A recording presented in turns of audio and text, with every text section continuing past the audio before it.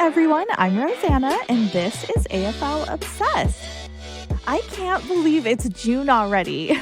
We're halfway into the season, and I gotta admit, it kind of feels like a midterm exam at this point after the round 11 games, where we're just checking up on our progress and where each team is at. The midseason draft also happened this week. So the AFL has moved games around. The fixture was finalized, I think, on Tuesday morning here. So the deja vu that I keep feeling from last year with all of the changes and adaptations and kind of having to just stay malleable because anything can change or happen. I mean, at least I don't have that coupled with an overwhelming sense of foreboding, I guess, when we just had no answers and like all of the questions.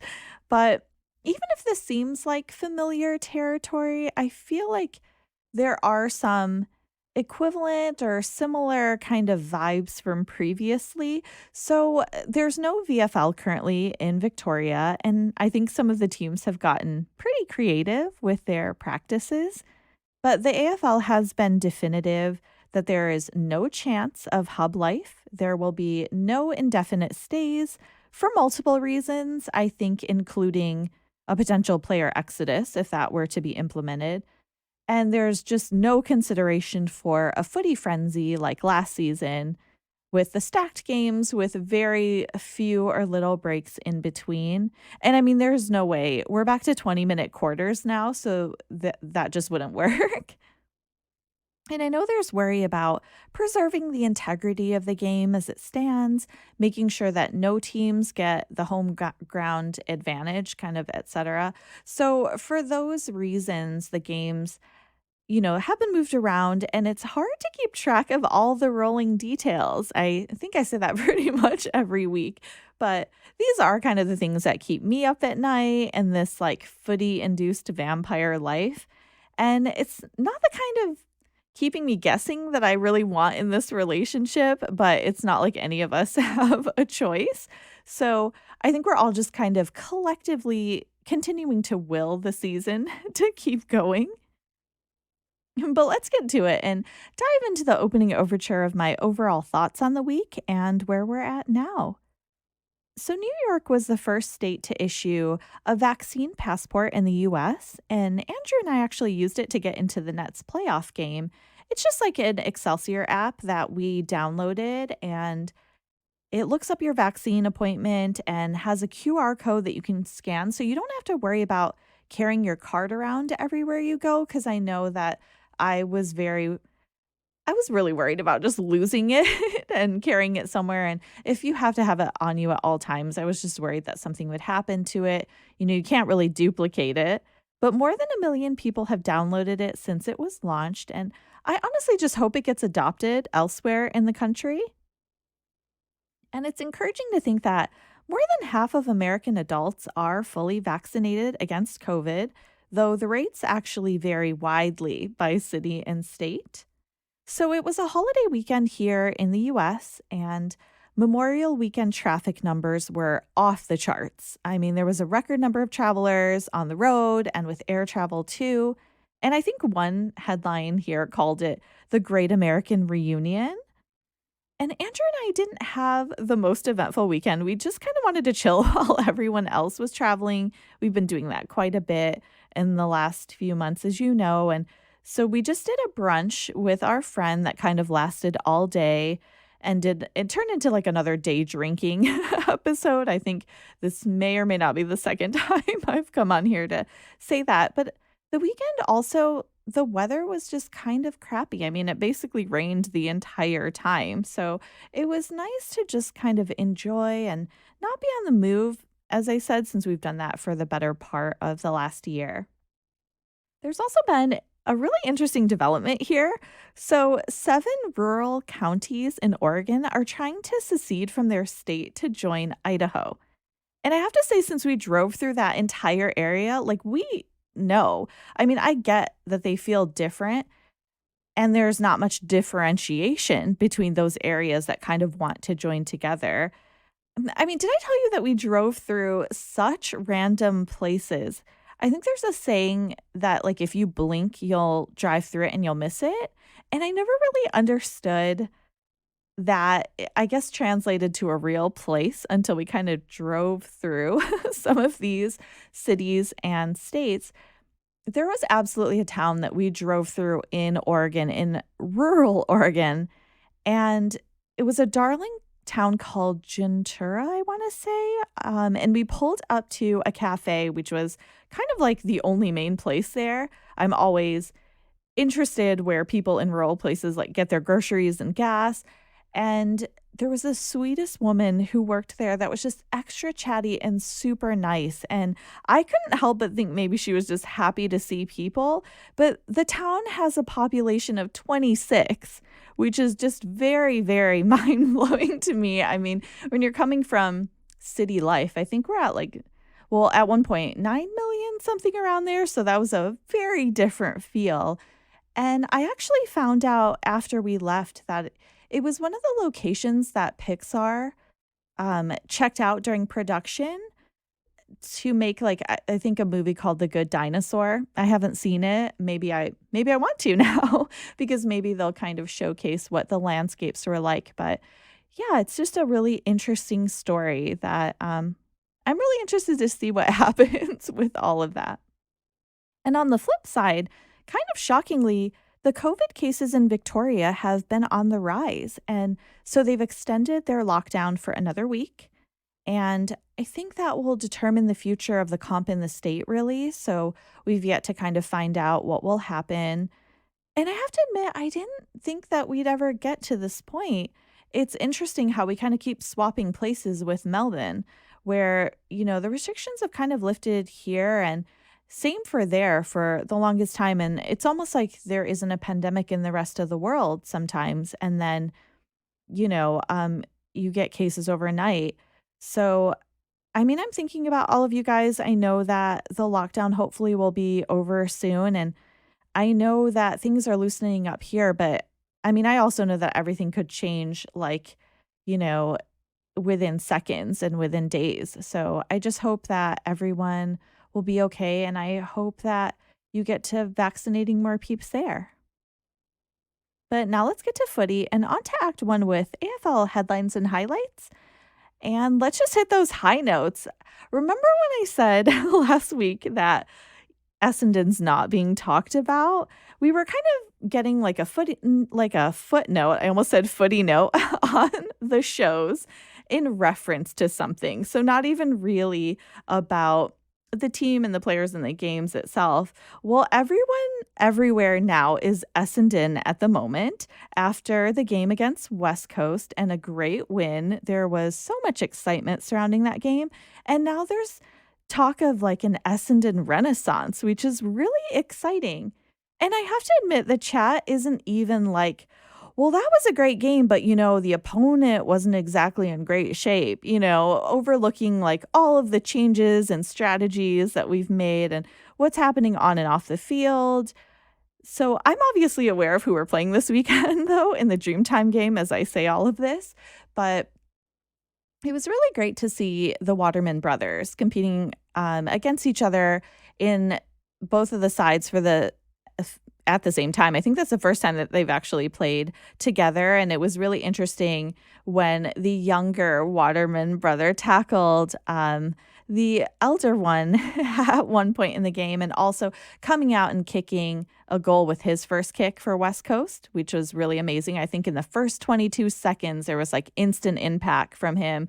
And it was just a really great game where I mean, I have so much to say about it, but so much of it I feel has switched in tone. And I think, as I said, the discourse of the discussion, and also Alec kind of kicking that sealer as the elder Waterman bro towards the end. But yeah, I think there's just that excitement again that I've been watching and seeing with other teams that I keep thinking will happen to us has now arrived. And I'm just really happy to be here.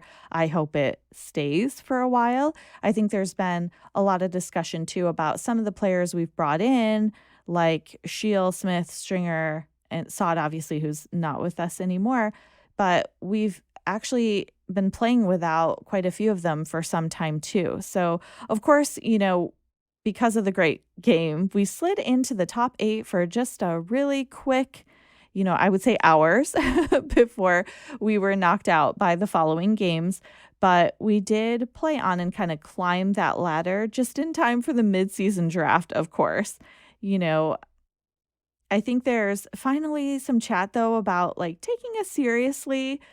I was also accused of being a one-eyed supporter this week, so maybe I'm just leaning into that energy.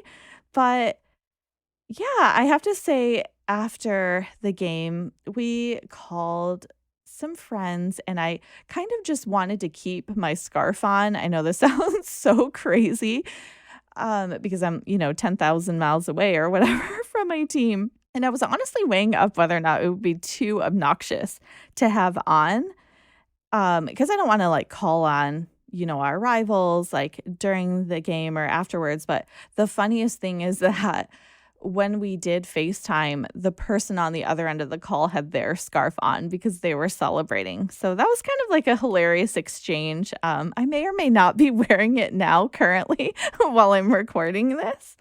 But this weekend will be particularly interesting with Dream Time.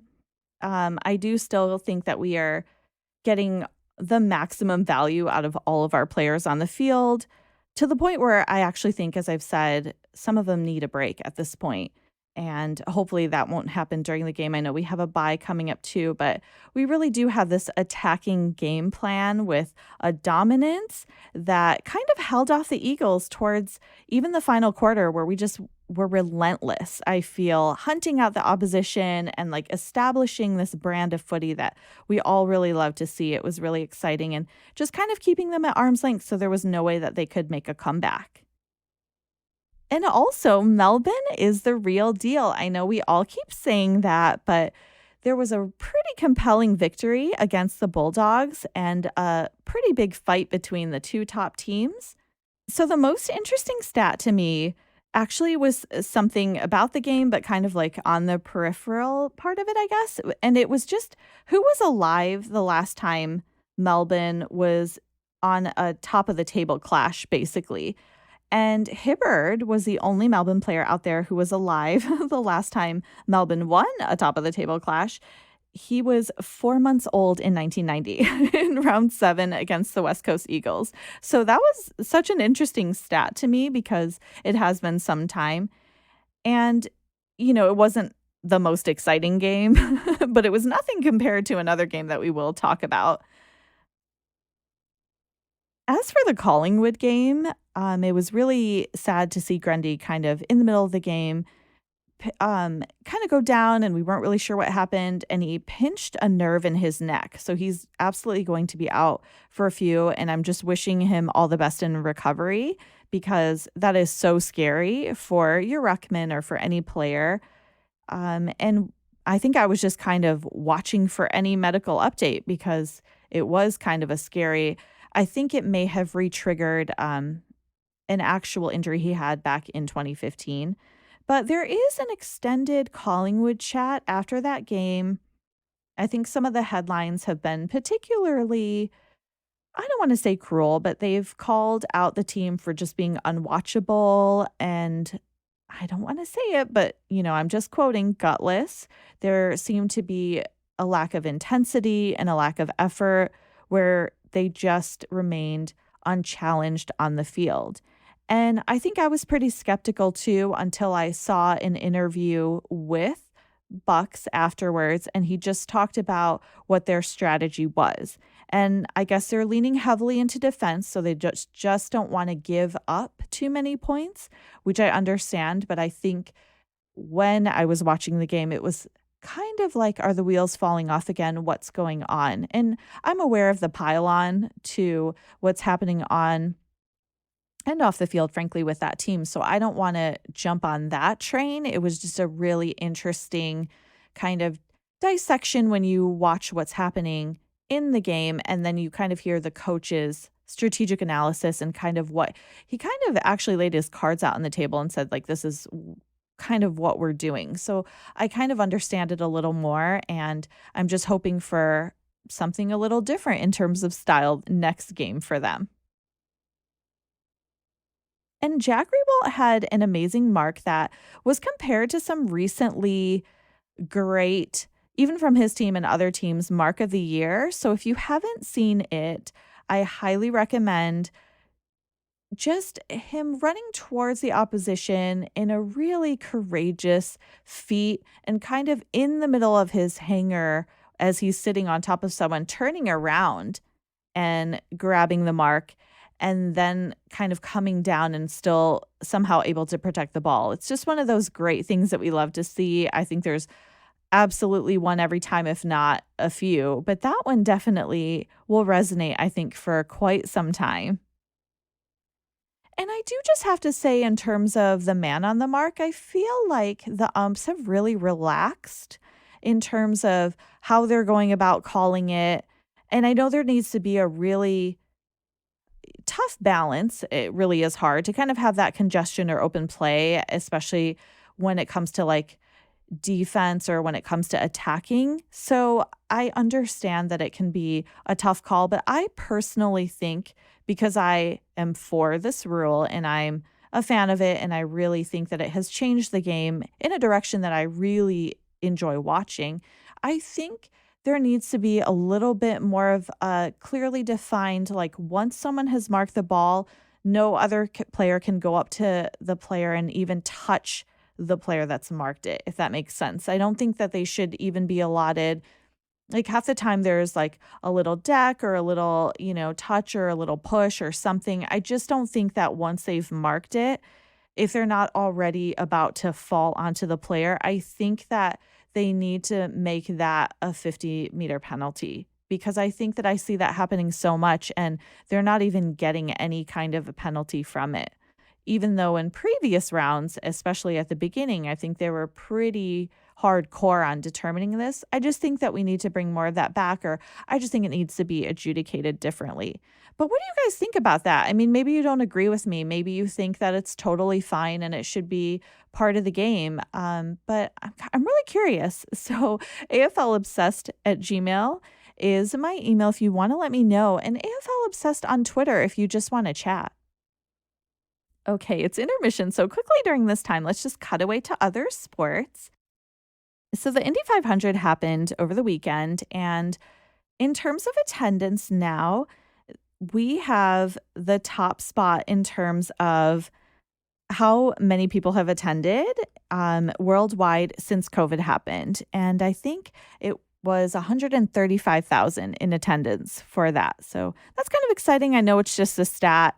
And I know when I was watching it on TV, just a little bit like kind of in the background, I did notice how packed everyone was and just how many people were there. But I'm sure that that stat will get taken away from us pretty soon.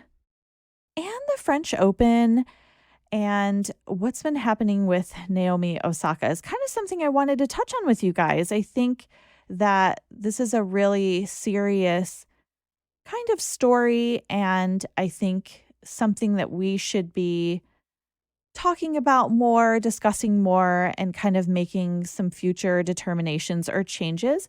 So Naomi Osaka came out before the actual French Open and had said that she had been struggling with anxiety and depression, most notably since her event where she toppled Serena in 2018. And I think following that, she brought up that she's just been having, some mental health struggles, which I understand comes with being a pro athlete. But she did talk about how that will change kind of her media appearances going forward. And she kind of touched on how that might be why it affects like her commitments. And so she said she wouldn't be doing media following the French Open and following her round when she actually won and in the first round. And I think it is a serious discussion that we need to have about, or a greater discussion at least, about protecting our athletes when it comes to their mental health. But I guess the institution kind of came back and kicked back like, well, we are going to fine you. A pretty hefty fine. I think it was $15,000.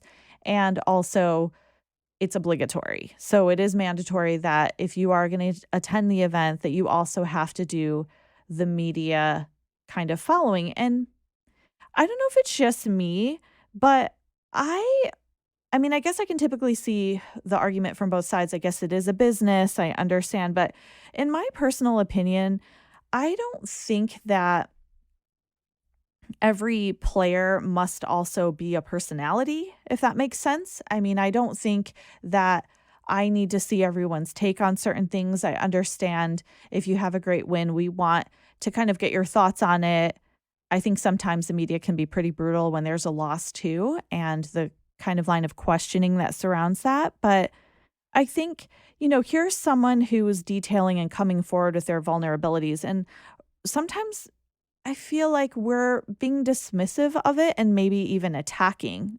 And I feel like we just need to be more compassionate and also just really hear what they're trying to say. It's not that, I hate the media or I'm never going to speak to the media again. It's just in this particular instance. And I do see with Naomi Osaka and the interviews that she does have to jump into, I get that you're getting anxiety from that. I mean, she constantly has to answer for diversity, for race, for equality when it comes to the game itself. So I'm sure it doesn't help that not only are we not focusing on her performance, we're also asking her about a whole host of other topics that really don't seem to be relevant or matter. So she actually ended up from their response pulling out of the competition entirely. So she's no longer playing in the French Open, and I think that I'm happy that she did that because I do think that, she's one of the best reasons to watch it. And I do think that, maybe going forward, the institution won't be doubling down because I think everyone else from the other major opens have kind of come together and said that you have to do this or you can't be a part of the competition. So I actually really want to know what you guys think about this too. If you want to drop me a line, just let me know what you think and kind of what you're thinking about this particular instance, and also whether you think pro athletes absolutely have to speak to the media. I think what's actually coming to mind is a particular NFL player. I can't remember his name, but he did come out during an interview post game. And I think he just had one response, and it was literally, I'm just here so I don't get fined. To every question, I'm just here so I don't get fined. I'm just here so I don't get fined. But more broadly, too, I guess, when it comes to the AFL, are there any incidences that you know of where, because I honestly just don't have as many like viewing years as you guys have been just like loving up the sport. Are there instances where someone has refused outright to speak to the media, maybe even after a game? And, were they penalized for it? How did that all go down?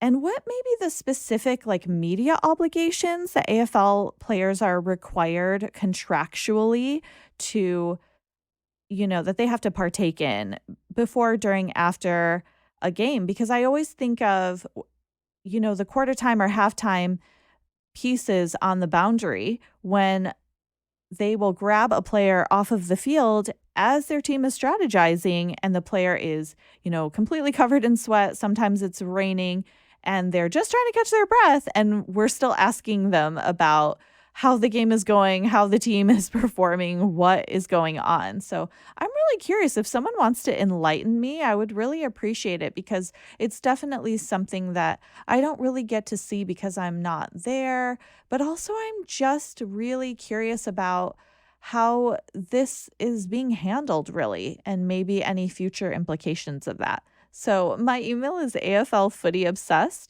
if you want to drop me a line, or AFL Obsessed on Twitter if you want to chat. But now we're on to Act 2, where we have discussions about relevant footy topics and issues. And the Sir Douglas Nicholls round has been happening in the last week, and also kind of spreads over a period of 2 weeks. So it's happening this weekend too.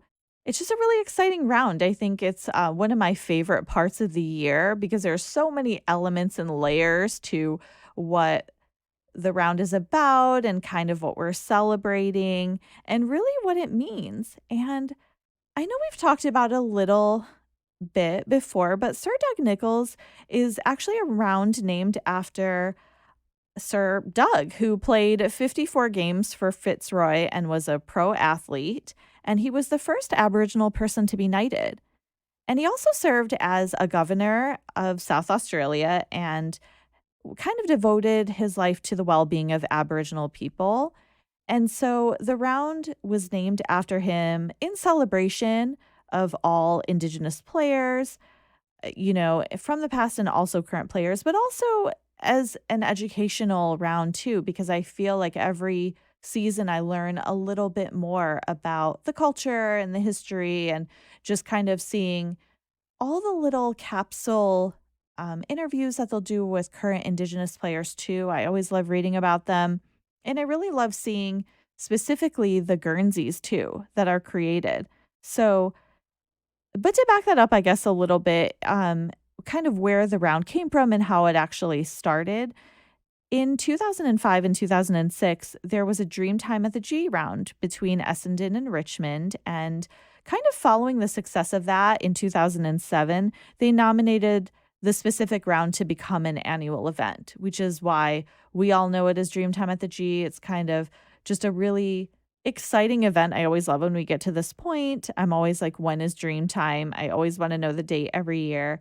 And the two clubs cemented the match's official status for the next decade in May of 2016. So, from what I understand, I think Port was the first club to initiate the idea of like a gift exchange. And I think they started that in their Indigenous round with Geelong in 2013. And the idea now has been adopted widely across the comp. And last year in 2020, rather than kind of presenting a single gift on behalf of the club, the Indigenous players from each team, including the players who weren't selected for that particular round, they all brought something significant from their home country to kind of exchange with each other. And I thought that was particularly beautiful. And I guess it's been something that's been a part of Indigenous culture for thousands of years. It's not necessarily exchanging something physical, but it could be trading songs and ideas and food and just all kinds of things that are important to the culture. So this year, they've kind of gone back to the meaningful gifts, and they're really powerful too. The gift that the West Coast Eagles actually gave Essendon was this beautiful painted shield that the players went to an art like gallery type place and created this gorgeous shield that kind of melded both teams together. And the piece was actually like fired in a kiln and presented at the game. It was just this beautiful ceremony that I thought was just such a wonderful way to celebrate such a big part of the AFL. And I honestly wish that we would do something like that in our games, where the Indigenous players are just kind of the acknowledgement of, yeah, not that we're like frenemies, but in this game, we're not necessarily, but just that acknowledgement of, cultural exchange and something that I think we should do more in all sports. It was just like a beautiful part of the round. And every team this year actually had an Indigenous person create their Guernseys for the round. These kind of specifically commissioned artwork pieces. I know there's a little bit of controversy surrounding one particular jumper because it may have been a design that wasn't totally original. But if you haven't seen the Guernseys, you can look them up on AFL.com. You can look at each specific club's sites. Every year, I think they're some of the most beautiful jumpers, and every year I want to figure out a way to get multiple versions of them. But again, I can only ever really wear one, but it is something that I'm just glad that's incorporated. I'm glad going forward. It's always going to be a part of the game, and it's become like this wonderful tradition that I really love to just learn about. And it is being held over 2 rounds this season. So, we have a little bit more of the celebration this weekend. I will say the one interesting thing was over the weekend, Melbourne wasn't able to wear their Guernsey because at the time of creation, they don't know who they're playing. So sometimes there will be a jumper clash. I didn't think that there was any way that would be a particular clash. I'm surprised Essendon didn't wear ours against the West Coast Eagles because the color for each team, like the colors, actually are very different. So I don't think that anyone would have any trouble. I also don't know if they wear them over 2 rounds. It seems like they pick 1 round to wear it in. So I think that we'll be seeing the Dreamtime Guernsey this weekend. But if anybody wants to let me know how that works too, I thought it was really interesting. Sometimes there will be a jumper clash and they're not allowed to wear it because of coordinating colors or colors that are too close. But then there will be games like the Anzac Day game this year where that was absolutely a clash, I'm sure, from the stands and sometimes to the players themselves, because there were definitely some kicks where I think someone thought they were sending that to a teammate and it absolutely went to the opposition. But I'm just really looking forward to the round this weekend and more incorporations of the round and kind of going forward to where we go with that. And now it's the after show where there's only going to be 6 games this weekend. So the next round will actually have the Thursday night games back. I do have to have a major overhaul with my super coach during the buys because I think I have enough trades, but my team is just all over the place. So I'll be looking to the Dr. Super Coach community, but also we'll be looking on Twitter for any kind of bits of info and advice because I really do have to do a cleanup. And in the last round, I won't say what my score was, but it was absolutely the lowest that I've ever had playing Super Coach. And I dropped quite a bit in rankings. Not that I was ever in contention. I feel like the first 2 rounds, I'm always in a good spot. And after that, I just kind of drop into the abyss. But I'm still going to continue playing. I just have to do a major overhaul. So hopefully, when we come out of this round, I'll have a very different score because I kind of have to learn about buy structure too and kind of that strategy. I don't think I really have that down. I didn't really do major prep or anything beforehand. So any of your tips are welcome and any advice that you have is also welcome when it comes to Super Coach. But thank you guys so much for just sharing a part of your day with me and really caring about what I have to say about footy and really just keeping me company. So hopefully I'm doing that for part of your day too. But that's it for me. Thanks again for listening, rating, and subscribing, everyone. Let me know what you think. And thanks for hanging around for the show. Stay safe and healthy. Check on your friends and neighbors. We'll get through this like footy. I'm virtually hugging you, and we'll talk footy soon.